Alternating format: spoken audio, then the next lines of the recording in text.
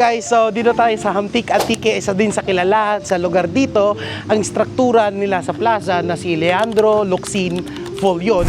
At tara, papakita ko sa inyo ang plaza ng Hamtik Antique.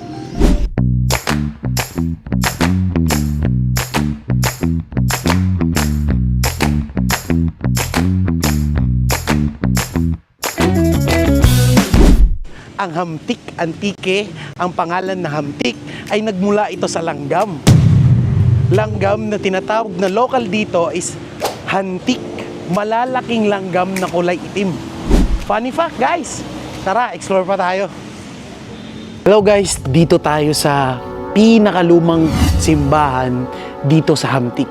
Isa din ito sa pinakalumang simbahan na kasaysayan ng Antique, na built ito noong 1565 at isa itong Baroque style ng architect ng simbahan na ito. Kung iisipin nyo guys, hindi pa ata pinanganak, nauna pa to na ginawa sa akin. Pero tara, dali, tignan natin sa loob. Sa ngayon, isa siyang niro-renovate pa.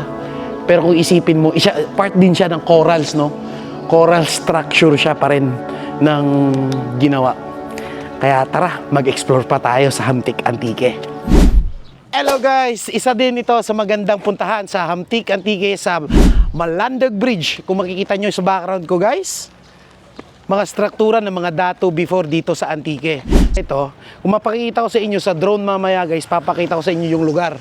So, isa din ito sa magandang lugar na balak yung puntahan sa Hamtik Antique.